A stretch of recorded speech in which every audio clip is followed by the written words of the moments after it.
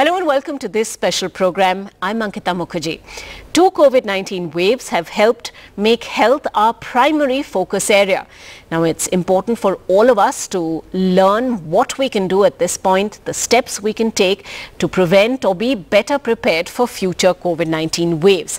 The pandemic has had a massive impact on health systems around the world, apart from us as individuals. Perhaps most importantly, while dealing with COVID, we've overlooked the fact that people's lifestyles have been severely disrupted. Metabolic problems have become more common because of this. It's also important for people with diabetes and heart disease to understand just how to better manage their conditions at home. Doing all of this diligently can help us save money and time and help us from making emergency hospital visits. You're watching Beat Diabetes, Myths and Facts. We hope this show will impact and help a large number of people. We're joined by experts who will share their advice on diabetes and its management. Joining us on the program today, Dr. Satyam Jayant, MD and DM, Endocrinology, Associate Professor of the Gajra Raja Medical College of Gwalior.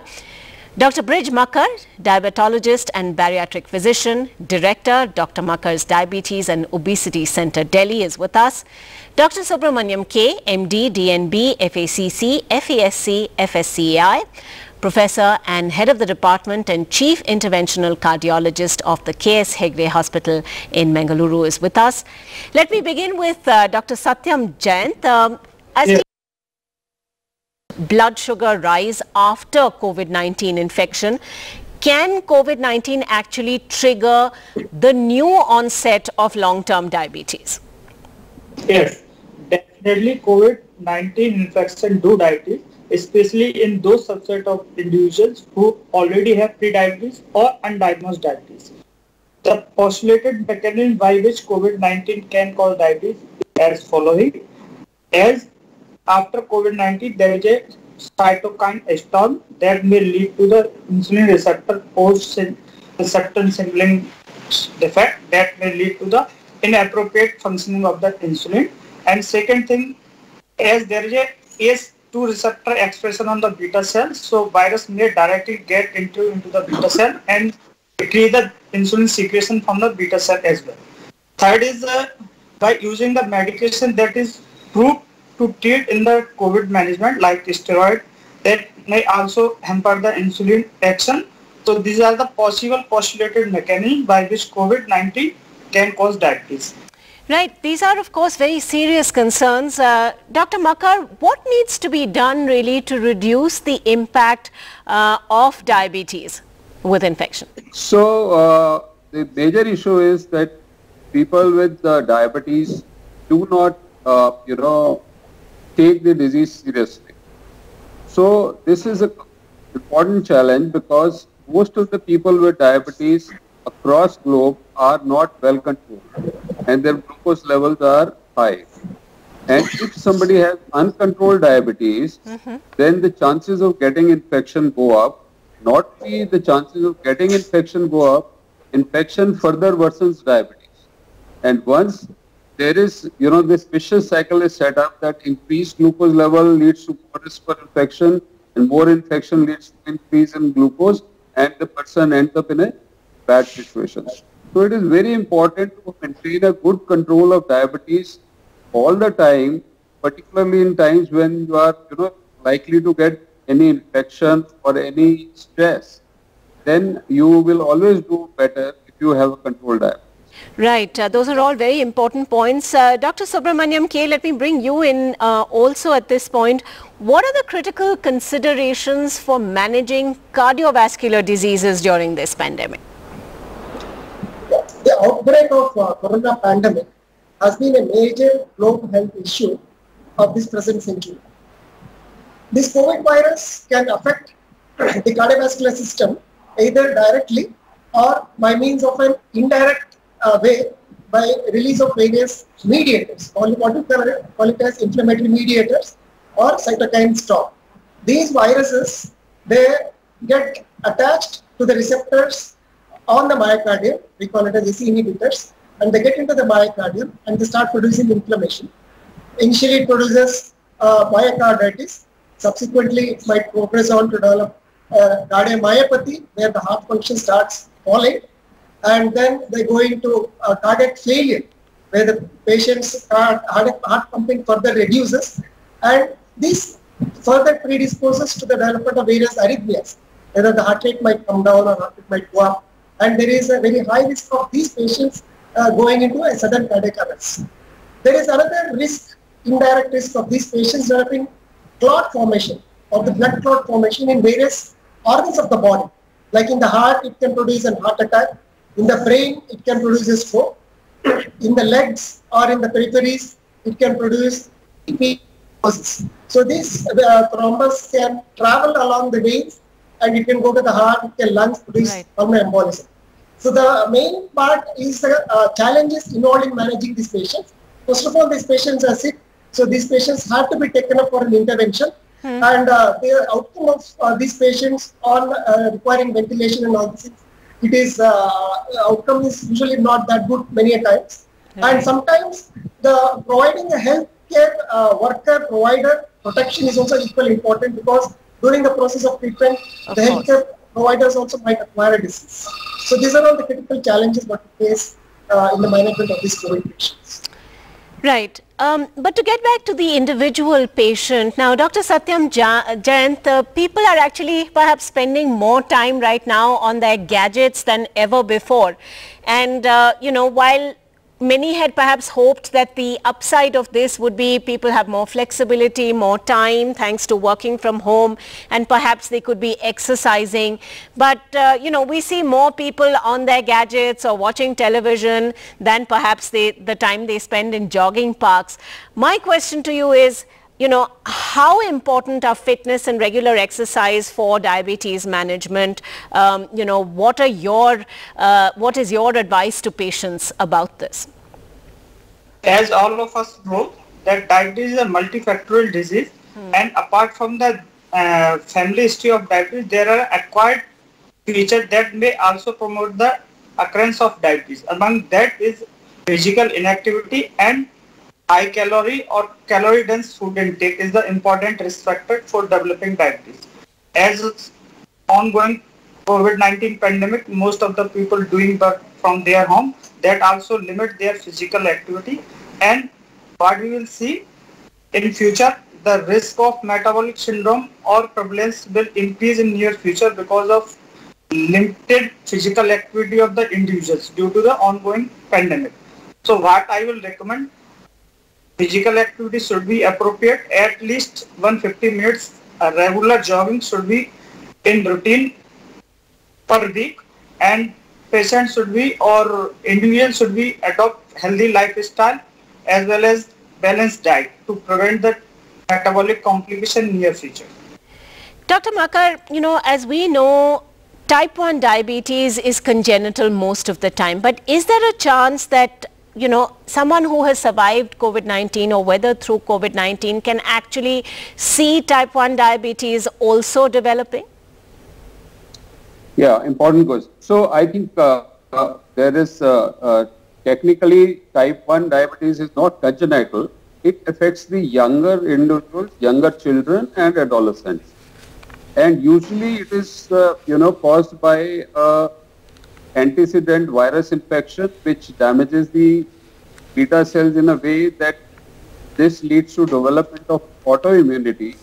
So the body's defense mechanism acts against its own cells and damages the pancreatic beta cells, which secrete insulin.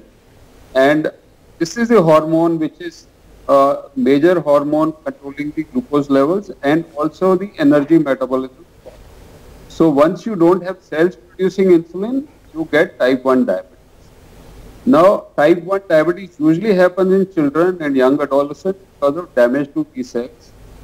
And as earlier, discussed by Dr. Satya, that there can be direct damage to pancreatic beta cells by COVID virus, leading to a picture very similar to type 1 diabetes also. So, it's not, we are still understanding because COVID disease, it's a new disease for all of us. We are getting a lot of research and papers that are getting published. But we are seeing cases which are resulting from COVID-induced damage to beta cell, and we are getting similar with type 1 diabetes. All right, thank you for that. Of course, we'll focus even more on the linkages between COVID-19 and hypertension and heart disease when we come back in just a moment, right after this quick break.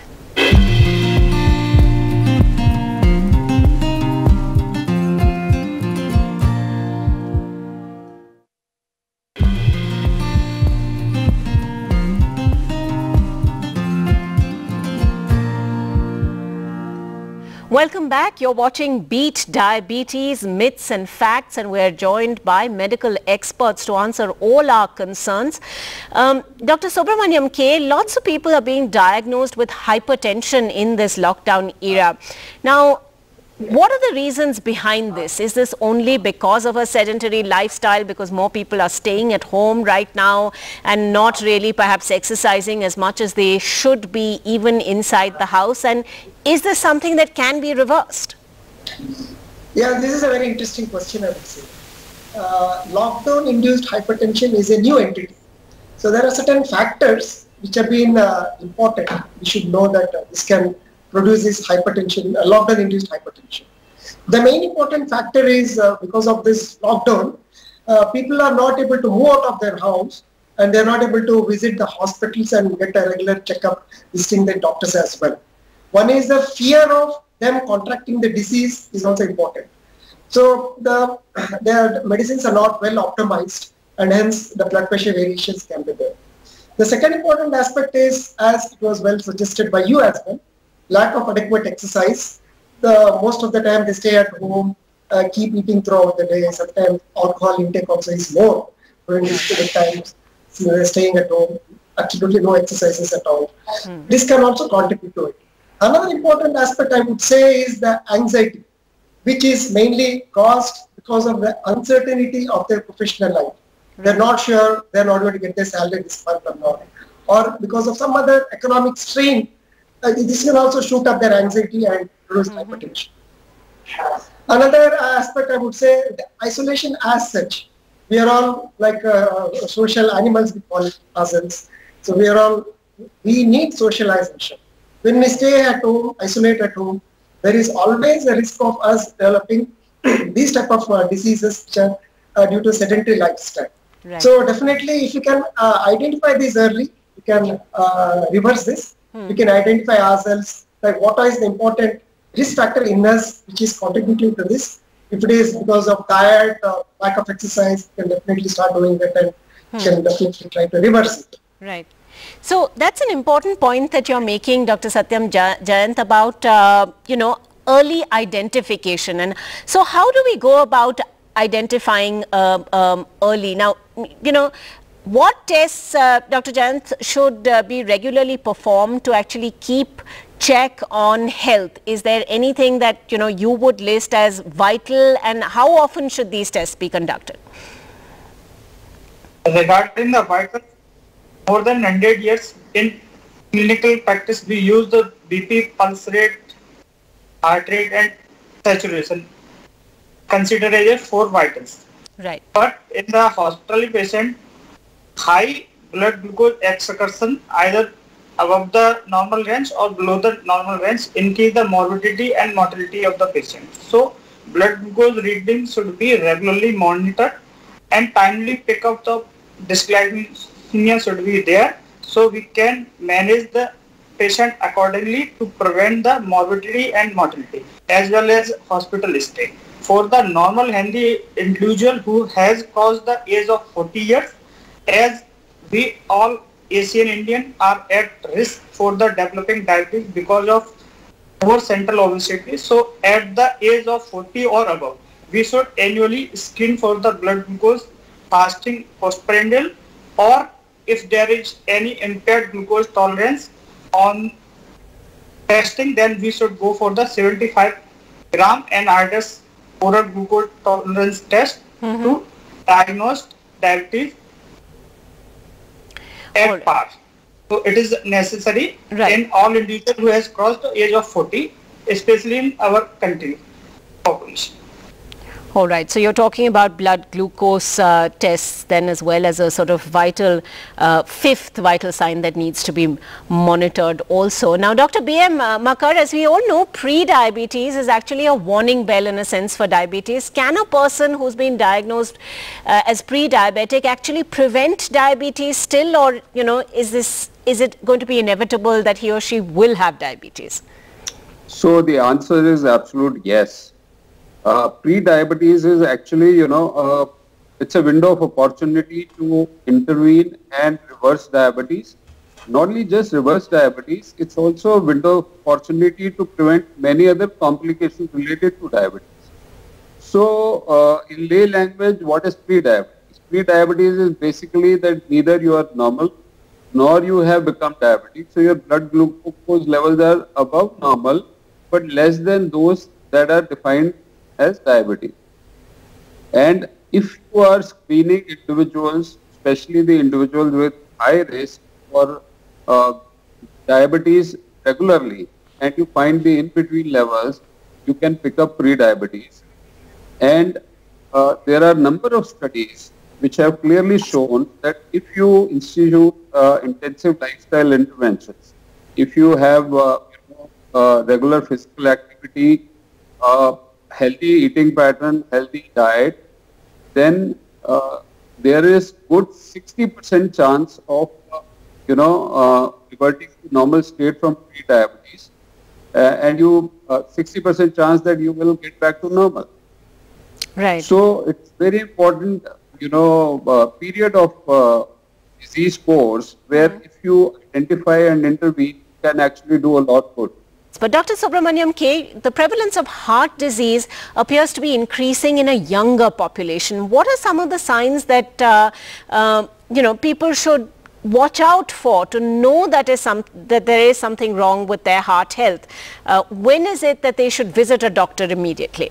I agree with your observation that these days we are seeing younger and younger patients coming to the emergency with heart attacks and cardiac problems. There is an estimate that about 20% of patients are coming with this cardiac problem with less than 40 years of age. This is a very high alarming figure. So this is the risk factors found in this group of patients who are younger is almost the same as that of the people who are coming with an older age.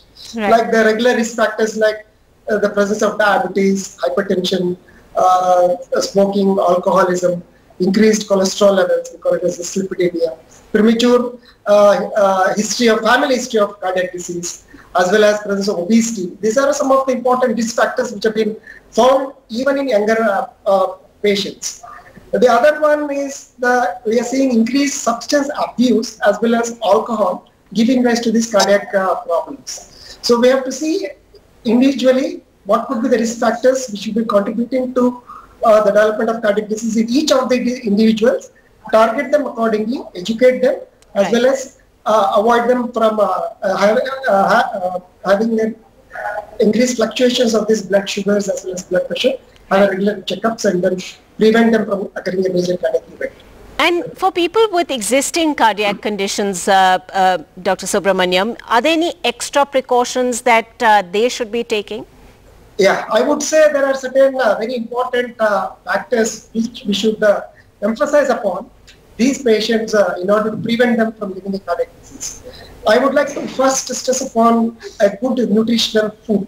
The food which is rich in cereals, pulses, legumes, vegetables, and avoid taking these fried items, baked items, tasty foods, fast foods. Definitely, this is very important. The nutrition is very important. Right. The second important point which I would like to stress is take an adequate rest. Everyone should have about 7 to 8 hours of sleep every day. The third aspect I would say is definitely stress upon exercises. Everyone needs about 30 to 45 minutes of exercise every day. And the most important part I would say is to have a mental peace. See, all of us have been exposed to various types of stresses every day in our lives. Right. So it is very important for us to identify what type of stresses we are exposed to. And the second thing is that if you have a problem, discuss this problem with your close friend and try to get a solution. Right. Thank you for that very thorough summary. So very many important points being taken into account over there. The importance of good nutritious food, of rest, but also of regular activity and exercise, and of course trying to stay free of stress and anxiety as well. Thank you all very much indeed for joining us on this special program today. As for our viewers, we hope your questions and concerns have been addressed. Thanks for watching.